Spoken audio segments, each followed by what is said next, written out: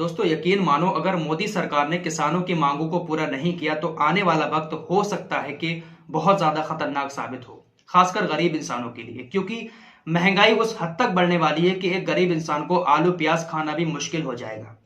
और ये बात मैं अपने पास से नहीं कह रहा हूं, बल्कि एक ऐसी खबर आज सामने आई है जो हम सभी की चिंताओं को बढ़ा सकती है। आप सभी लोग जानते हैं कि इस वक्त किसान सड़कों पर उतरा हुआ है और आंदोलन कर रहा है, क्योंकि मोदी सरकार एक बिल लेकर आई है किसानों के लिए और किसान उस बिल को गलत बता रहे हैं और उस बिल को वापस करने के लिए आंदोलन कर रहे हैं।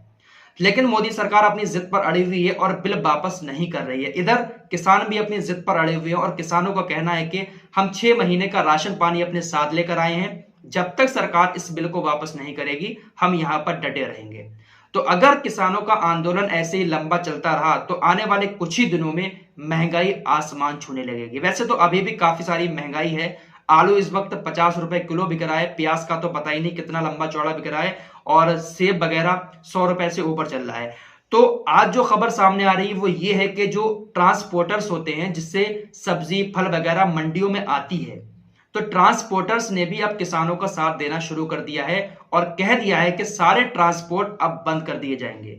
ट्रांसपोर्टरों ने यह ऐलान कर दिया है, AIMTC उसने कह दिया है कि भैया अब जो है हम किसानों के साथ हैं, जब तक सरकार किसानों की मांगे पूरी नहीं करेगी हम कोई भी माल की आवाजाही नहीं करेंगे। जो भी माल की ढुलाई होती है ट्रांसपोर्ट के द्वारा वो सारी ढुलाई बंद कर दी जाएगी, जिसके बाद महंगाई आसमान छूने लगेगी। इस वक्त भी पंजाब हरियाणा और दिल्ली के बॉर्डर पर जो किसान आंदोलन कर रहे हैं उस आंदोलन से भी ट्रांसपोर्ट बहुत ज्यादा बाधित हुआ है और फल और सब्जी की कमी होने लगी है। लेकिन ट्रांसपोर्टरों ने जो ऐलान किया है ना कि हम अपना जो ढुलाई है उसको बंद कर देंगे, ठप कर देंगे, इसके चलते महंगाई और भी ज्यादा बढ़ सकती है। खबर यह आ रही है कि कुछ ही दिनों में महंगाई दोगुनी हो सकती है। जो आलू इस वक्त 50 रुपए को बिक रहा है वो 100 रुपए को हो जाएगा, जो 100 रुपए को चीज बिक रही है वो 200 रुपए को हो जाएगी। तो महंगाई दुगनी हो सकती है अगर यही हाल रहा और आंदोलन ऐसे ही जारी रहा, मोदी सरकार अपनी जिद पर अड़ी रही, किसानों की मांगे नहीं पूरी की, तो किसानों के साथ साथ और भी सारे लोग उनको सपोर्ट करने लगे हैं। जैसे कि आड़तिया वगैरह जो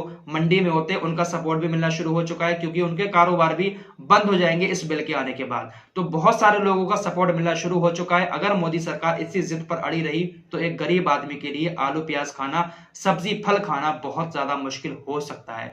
तो मोदी जी, बस मेरी यही रिक्वेस्ट है कि अगर किसान आपके बिल का समर्थन नहीं कर रहे हैं, किसानों को लगता है कि ये बिल हमारे काम का नहीं है, तो आप इसको वापस कर दो। किसानों के लिए आप अच्छा चाहते हैं और किसान उस अच्छाई को एक्सेप्ट नहीं कर रहे हैं, तो आप उनको उन्हीं के हाल पर छोड़ दो, इस बिल को खत्म कर दो।